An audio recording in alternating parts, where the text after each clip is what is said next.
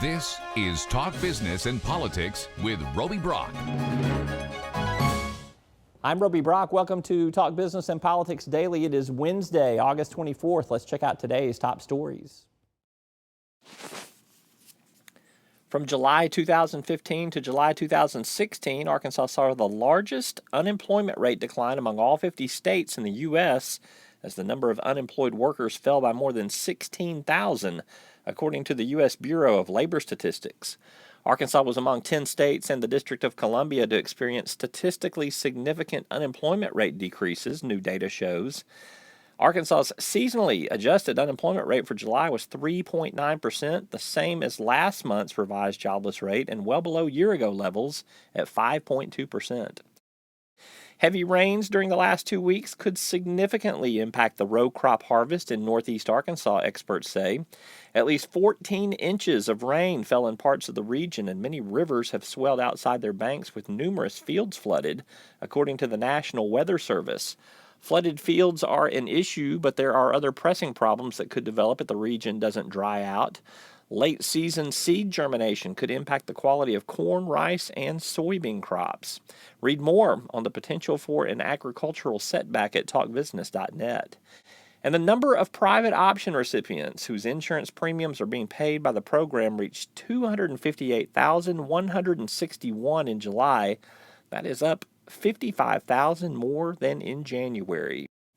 Counting 49,717 so-called medically frail patients, the total number of recipients receiving benefits as a result of the program is 307,878. And those are your top stories of the day. You can check out a full read on those articles, plus much more, on our website at talkbusiness.net. Still to come, Dr. Maria Markham. She's the new director of the Arkansas Department of Higher Education. What's on her to-do list? We'll also run through the latest news on our manufacturing microsite. And Wes Brown joins me for 4 minutes, 4 questions. We're back after this.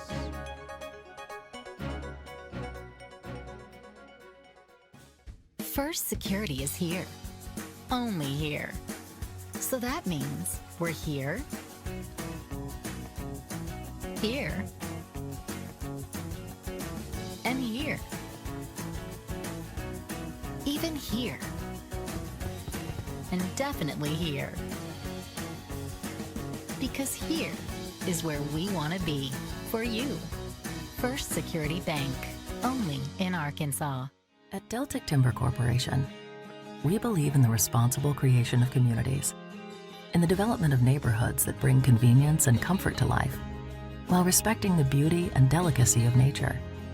Like the harmonious balance of environment and expansion found in the thriving communities of Chenal Valley and Chenal Downs in Little Rock and Red Oak Ridge in Hot Springs. Because the best communities in the natural state are the ones that help keep it that way.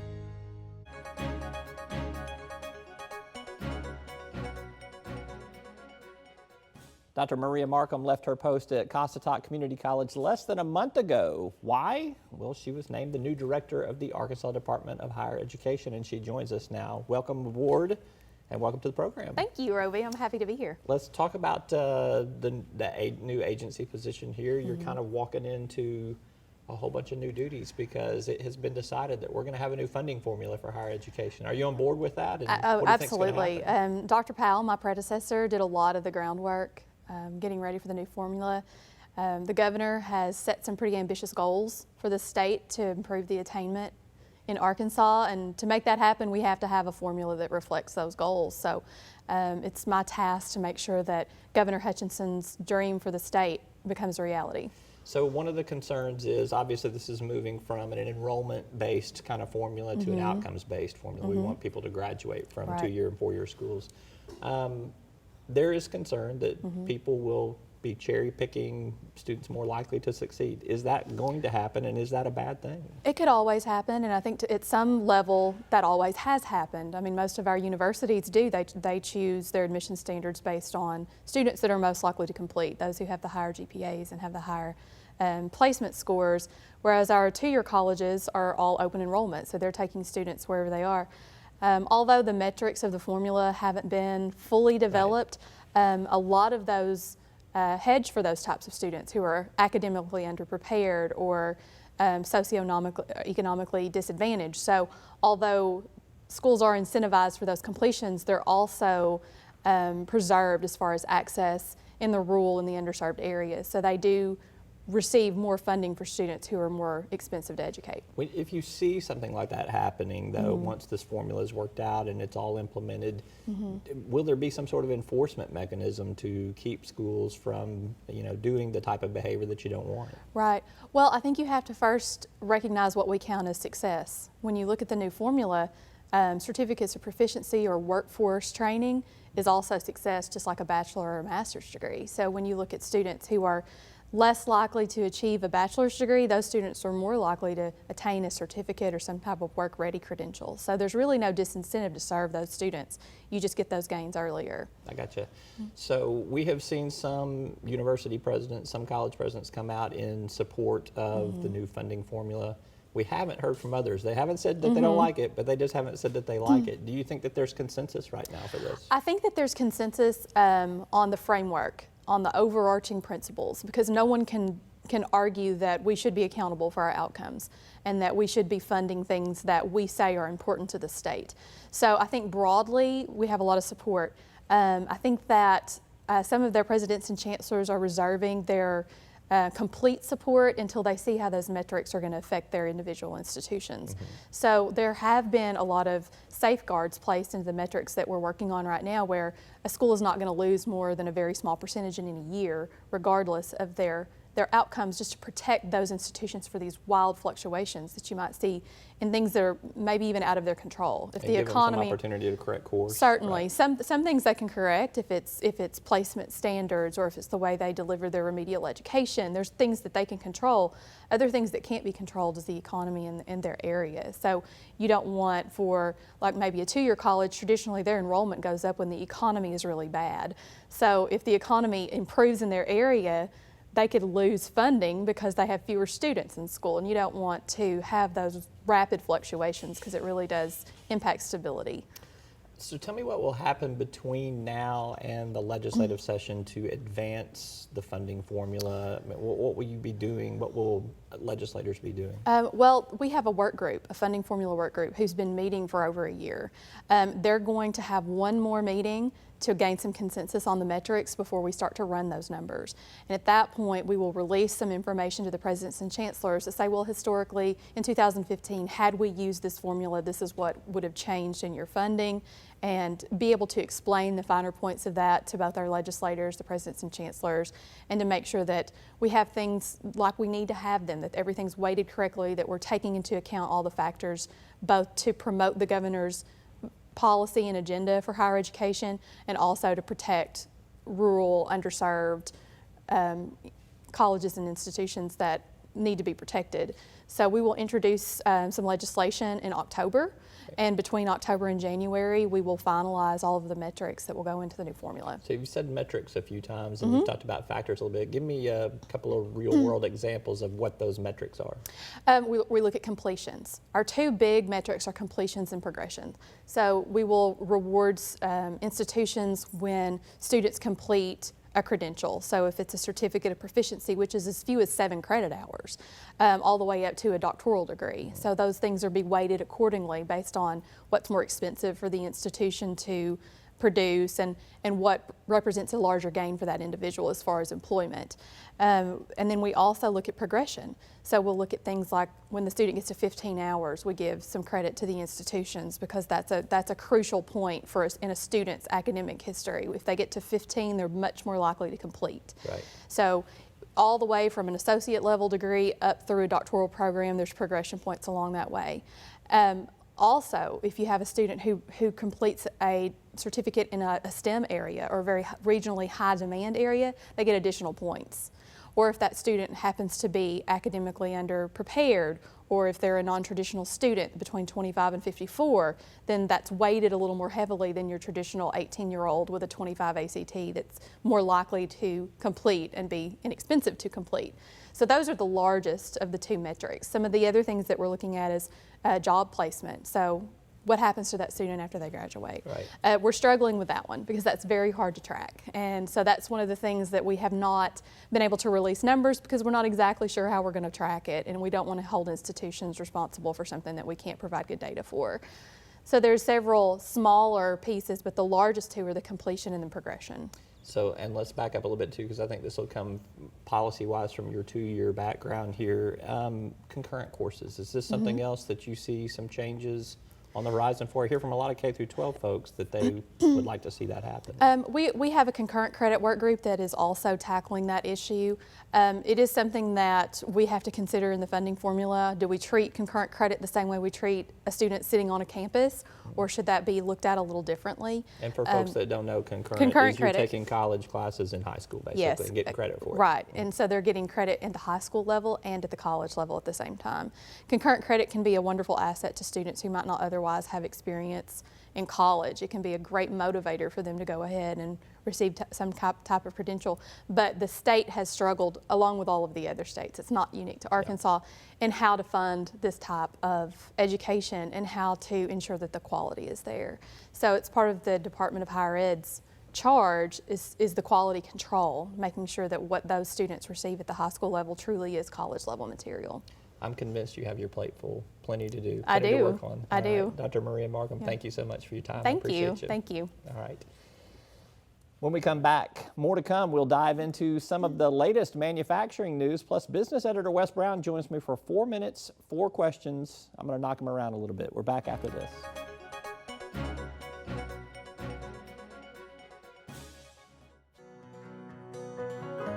Each day, the promise of our nation begins again. Arkansas and America, moving forward. I help make that promise a reality. It's not for everyone, but people everywhere depend on us. Oh, I love you too, sweetie. Trucking delivers, or everything stops. And that's what drives me. I did. As Arkansas's population grows, so do our energy demands. But with the right mix of resources, reliable, affordable power will always be a reality. These resources are all around us in our rivers, blowing through our trees, even right below our feet. The answer isn't focusing on one resource, it's embracing them all. The electric cooperatives of Arkansas know that a balanced approach to power builds our communities and powers our dreams. Visit themixmatters.com and see why there's power in knowledge.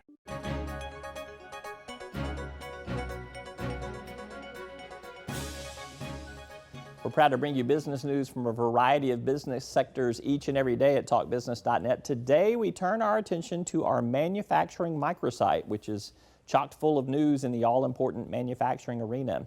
Now, this microsite is brought to you by Arkansas Manufacturing Solutions, a division of the Arkansas Economic Development Commission that works to advance manufacturing here in the state. Here are some feature stories from our manufacturing microsite.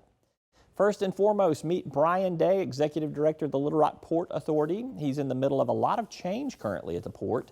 A new Tiger grant will lead to an expansion of the port loading and unloading facilities. The Panama Canal widening is potential to increase port business, which is up substantially over the last year, but about on course compared to 2 years ago. What else is in the works for the Little Rock Port? Read more or watch Brian Day's interview to find out. American Railcar is expanding in Paragould with 60 new jobs. Corbett Manufacturing, a component manufacturing operation within American Railcar, will begin production at the new facility this month. American Railcar has operated a freight car assembly plant in Paragould since 1995. It opened a second plant in nearby Marmaduke in 1999. The company will spend about $3.5 million on the new Corbett facility. A national manufacturing alliance has weighed in on July's modest manufacturing jobs growth, and the messaging is clear. Modest is better than negative, but there's still more to do. The Alliance for American Manufacturing is calling on Congress and the President to do more for infrastructure investment in an effort to boost manufacturing and distribution opportunities nationwide. The group also wants to see Congress and the President address the growing trade deficit with China, which now stands at nearly $30 billion. You can catch all of that on our manufacturing microsite at talkbusiness.net. Just head to the bottom third of our homepage and you'll see all of the microsites. When we return, business editor Wes Brown and I play a round of 4 minutes, 4 questions. Stick around for more after this. Circuits turn on the lights by making a connection, by closing the loop. At Entergy, we believe our economy is circular too. What you put in comes back.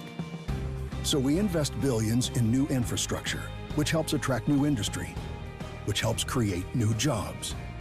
We partner with local communities to electrify the economy, and together we power life.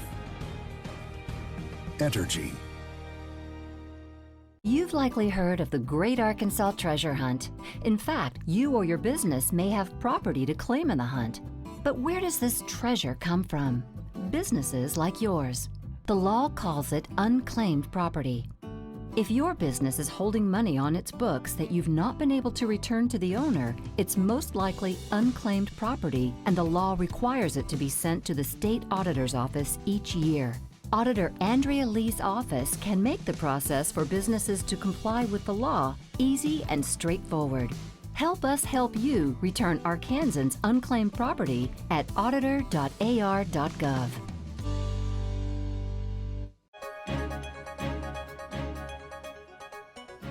Time now for Wes Brown. He's a business editor at talkbusiness.net. 4 minutes, 4 questions. You know how the game is played. All right, let's Who's go. going to win this week? If this was an arm wrestling match. It's always me. All right, first question to you. The latest jobless report was out about Arkansas, 3.9%, even from a month ago, with a revised 3.9%. What was your big takeaway from the July jobs report? I guess the big takeaway, year over year, I think if you look at the professional and service industry jobs, that sector has gained almost 8,000 jobs over the last year. Those are good, high-paying jobs maybe in the startup arena, technology arena. So that shows that Arkansas is starting to get some traction in this area for technology space in particular. And I guess it'll be something that we have to watch over the next few years. Yeah, we need to see the wage growth is what we need to say. That's where that would be reflected. Yeah. Your turn.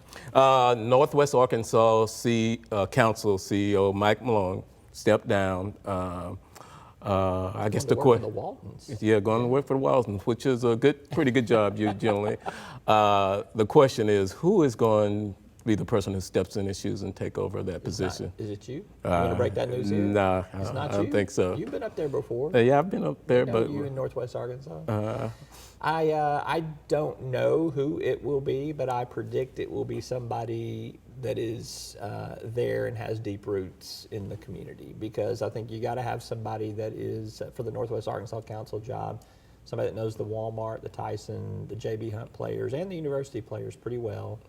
And I just don't think you bring an outsider, and I don't think you recruit nationally to replace somebody for that job. You got to see somebody that's within one of those organizations, has some trust within those organizations. But to give you a name, I don't. That's a pretty good non-answer.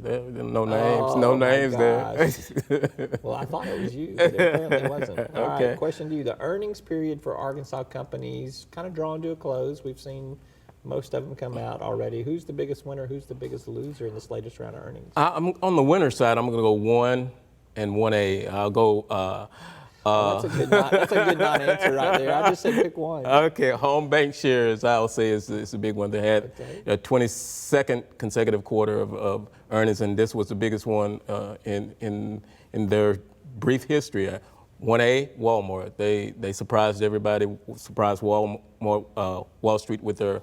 I think they were 8.6 above last year, and they had 120 billion in revenue. So they're doing pretty good compared to their rivals like Target and some of the department store retailers. Consecutive quarter of comp store sales increasing too. Yeah, that's good. Walmart was my winner on that one. Who's your loser? My loser is Murphy Oil. Yeah. They are just trundling along, and their earnings they were slightly improved, but still they've got a long way to go before they get back to a real profitability. Yeah, they're getting killed with the markets right now. All right, last question. Arkansas Insurance Department they're going to cut their rates for the exchanges. So I guess the question a lot of people are asking is this the end of Obamacare in Arkansas or the exchange? It's not the end of Obamacare or the exchanges in Arkansas, but it is problematic. And I have talked to a couple of legislators already who were meeting this week at the state capitol. You got too many sick people in too poor of a state with not enough money to cover all the costs, and that's really what's driving all this. The insurance companies tell me there are some things that the law requires that they cannot change in order to correct their cost structures, because they have to guarantee these types of benefits. They have to insure anybody that comes in, no matter how sick they are. And so they're kind of stuck with the rates that they've got right there. But I do think it's problematic, and I think legislators think it's problematic. We will have to see some loosening from the feds to make this situation better. In Arkansas, I don't think that attitude is there with the feds right now, from what I've been told. But I think if you see some other states that are struggling worse than Arkansas, you're going to see the feds have to make some compromises. Yeah, and I think along with that, you saw the Aetna saying that they're going to pull out of several United states. Healthcare too. Yeah, so it's pretty bad week for Obamacare. Something's going to get shaken up, and we'll see. All right, he's Wes Brown, 4 minutes, 4 questions. Always good to be with you, man. All right, man. All right, appreciate you. You can catch his work at talkbusiness.net each and every day. That's Wes Brown, our business editor. That's all for today's Talk Business and Politics Daily. Thank you for watching. I'm Roby Brock. We will see you tomorrow.